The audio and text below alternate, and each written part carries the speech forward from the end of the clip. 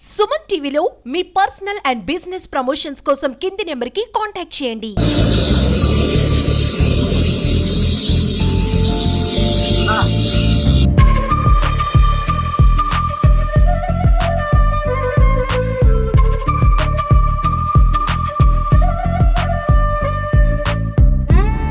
నా పేరు మధ్య వెంకటేశ్వరరావు, సత్తనపల్లి ఆరోగ్య సంఘ అధ్యక్షుడిని.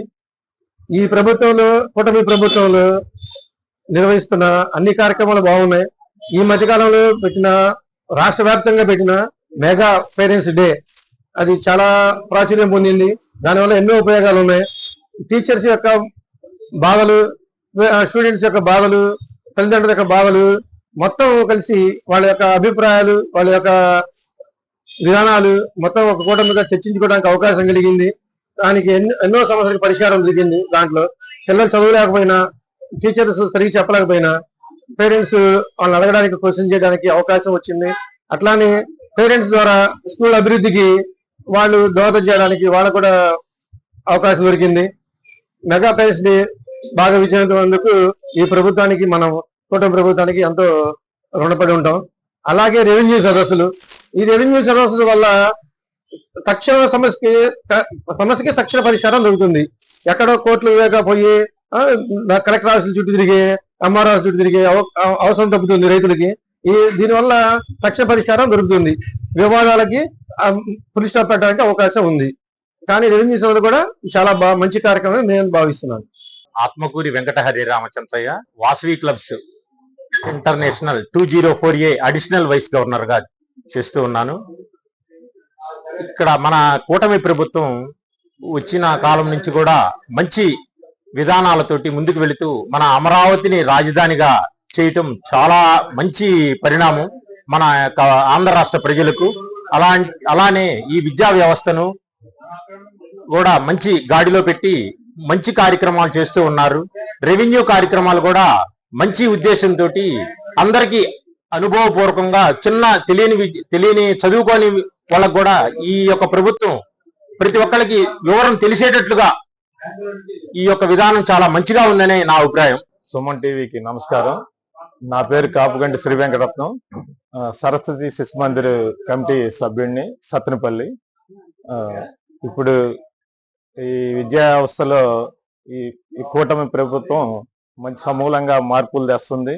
దీనివల్ల విద్యార్థులకు ఎంతో మేలు జరుగుద్ది.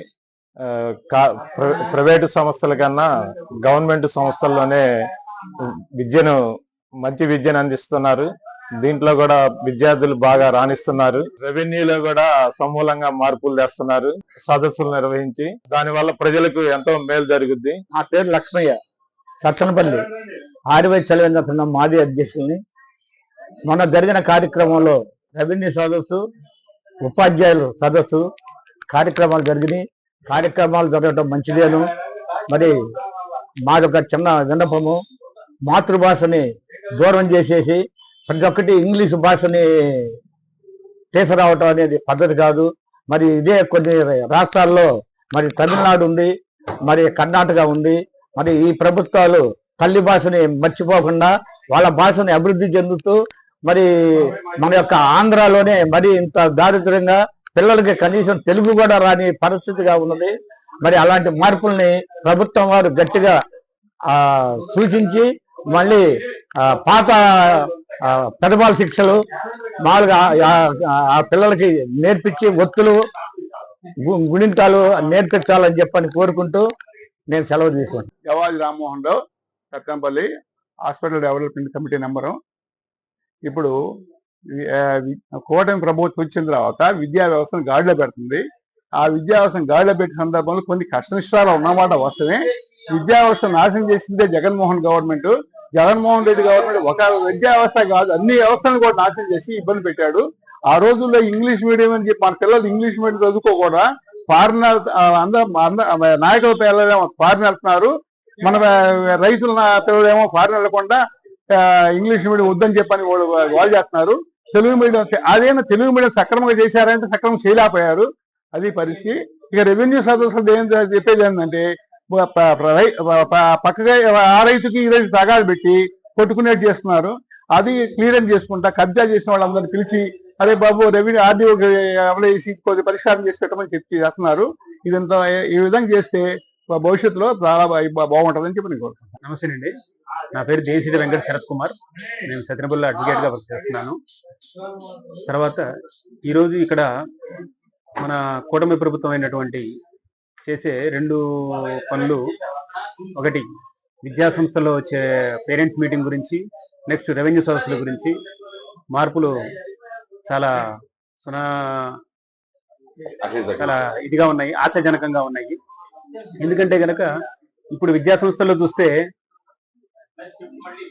అన్ని కార్పొరేట్ స్కూళ్ళు కూడా విద్యను బాగానే ఇచ్చేస్తున్నాయి, బాగానే ప్రోత్సహిస్తున్నాయి, మార్కులు బాగా వస్తున్నాయి, అంతా బాగానే ఉంది. కానీ వాళ్ళ ఏదైతే ఫాలో అవుతారో దాని గురించి ఇతర స్కిల్స్ గురించి బాగా నెగ్లెక్ట్ చేస్తున్నాయి. అలాంటివి చెప్పుకోవడానికైనా కానీ ఈ పేరెంట్స్ మీటింగ్ పెట్టడం వల్ల, ఇప్పుడు అదే స్కూల్లో పెట్టే పేరెంట్స్ మీటింగ్ లో ఏముందండి, ఆ టీచర్స్ కూర్చుంటారు, ఆ టీచర్స్ ఏదో చెబుతారు, ఈ పేరెంట్స్ ఏదో అడుగుతాము, అంతే, మళ్ళీ సమస్య పోతుంది. అదే అధికారుల ద్వారా వచ్చి పెట్టడం అనేది చాలా మంచి ఆలోచన. ఎందుకంటే అధికారులు వచ్చినప్పుడు దాని మీద కంపల్సరీ యాక్షన్ జరుగుతుందండి. పాలకులు కూడా ఉంటారు. ఈ పాలకులతో కూడిన అధికారులతో కూడినటువంటి పేరెంట్స్ మీటింగ్ అనేది మనకి దాంట్లో వచ్చే మార్పులు బాగా జరుగుతాయి, మార్పులు వెంటనే జరుగుతాయి, మార్పు వస్తుంది, కంపల్సరీ మార్పు వస్తుంది. ఎందుకంటే ఇప్పుడు ఓన్లీ స్కూల్ వాళ్ళు పేరెంట్స్ అనుకోండి, అవి జరగకపోవచ్చు, వీళ్ళు చెప్పినా వాళ్ళు చేయకపోవచ్చు, వాళ్ళు పైన అడగాలి, మళ్ళీ దాని అంతే అవుతుంది. అదే అధికారులు మళ్ళీ పాలకులు ఉన్నప్పుడు ఏంటంటే కనుక దాంట్లో మార్పులు రావడానికి చాలా ఫాస్ట్ గా జరుగుతాయి. ప్లస్ కంపల్సరీ విద్యా వ్యవస్థలో మంచి డెవలప్మెంట్ వస్తుందని అనుకుంటున్నాను. అదేవిధంగా రెవెన్యూ సదస్సుల్లో భూతగాదాలు చాలా ఉంటున్నాయి. అలాంటివి ఎక్కడ పరిశీలించబడుతున్నాయండి? ఎక్కడా పరిశీలించబడట్లా. ఎందుకంటే కనుక ఒకటి, ఈయన పోలీసుల దగ్గరికి వెళ్తారు, దాని తర్వాత రెవెన్యూ డిపార్ట్మెంట్ దగ్గరికి వెళ్ళాలి, ఇవన్నీ మళ్ళీ రిజిస్ట్రేషన్స్, డాక్యుమెంట్స్ ఇవన్నీ జరిగేవి కాదు.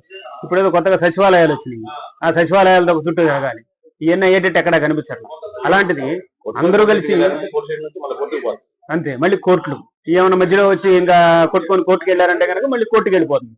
అలాంటిది అందరూ ఒక సైడ్ చేరి సదస్సు ఏర్పాటు చేసి అవి పరిష్కరిస్తున్నారు అంటే కనుక ఇది చాలా చాలా చాలా చాలా మంచి అవకాశం. ఈ ఆలోచన కూడా చాలా మంచి ఆలోచన. ఈ విధంగా జరగడం అనేది సంతోషక విషయం. అది ఏది ప్రభుత్వం అయినా కానీ ఇలాంటి ఆలోచన చేస్తే చాలా బాగుంటుంది. అదే కూటమి ప్రభుత్వంలో జరిగింది కాబట్టి ఇది ఇంకా చాలా బాగుంది అనిపిస్తుంది.